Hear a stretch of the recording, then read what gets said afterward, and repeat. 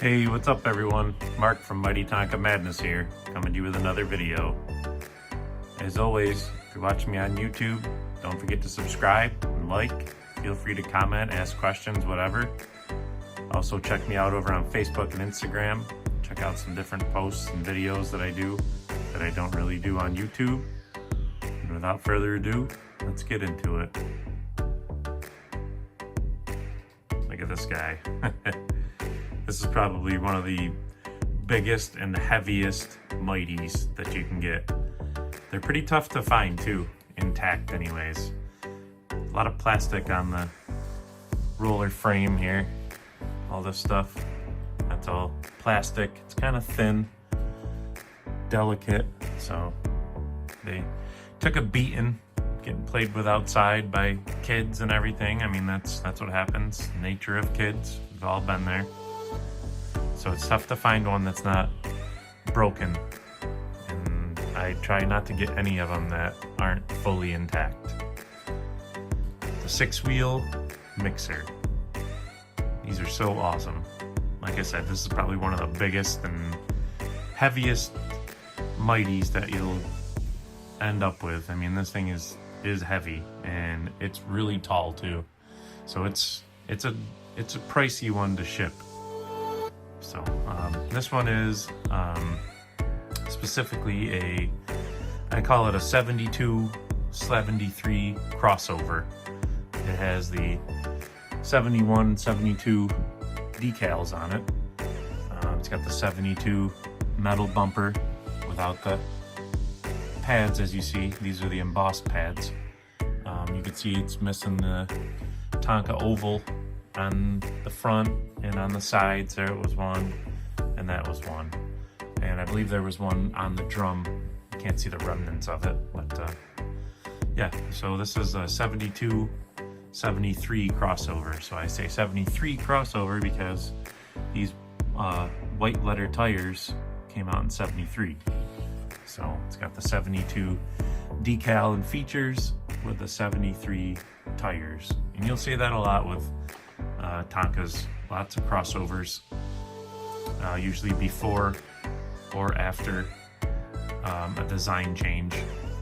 They tended to use up parts and not just throw them away, so you see old features on newer models, and sometimes for Christmas time sales, pre-Christmas sales, they would put on some of the upcoming features on the current models. So, and it's kind of hard to tell which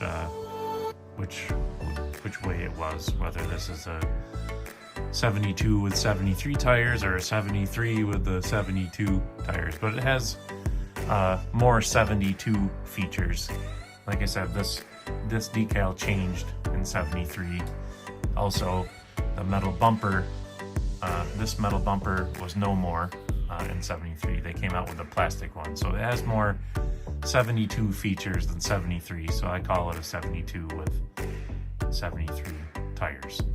So, and like I said, the decals, you can see it's missing the ovals. These would have been the Tonka USA ovals, because those were from 70 to 73.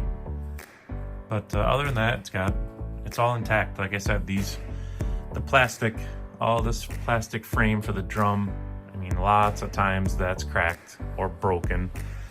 These tabs here, these are broken off a lot.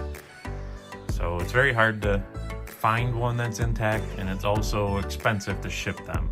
And these are pretty pricey in general for all those reasons. I mean, it's not crazy to see average price of a mixer. A 6-wheel mixer is usually $120 to $150 or more in good shape. So I mean, this one's not museum quality, but like I said, it's intact, minus some decals. It's missing the crescent shaped decal over on this side. It's got it on this side where it says mix, turn this way, unload this way. It's got some squeak in the drums. I mean, you can actually mix and unload too. It's pretty cool. They're pretty cool. And these These ones actually, the mixer had the 2-piece chute up until the 90s, I believe. I forget what the first year of the one-piece shoot is. I believe when they switched over to Hasbro toys with the Mighty Diesel decals, I think they switched over to the one-piece decals.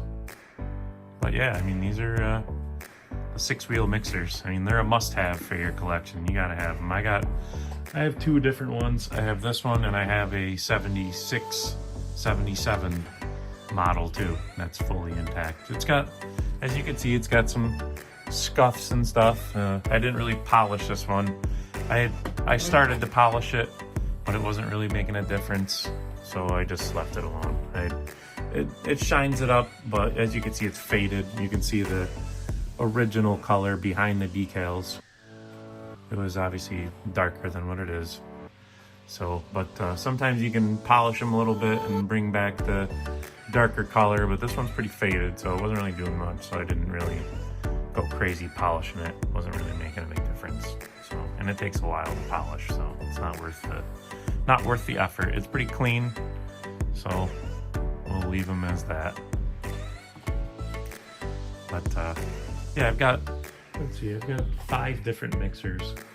I've got 2 6-wheels, I got 2 of the newer ones, and then I have an awesome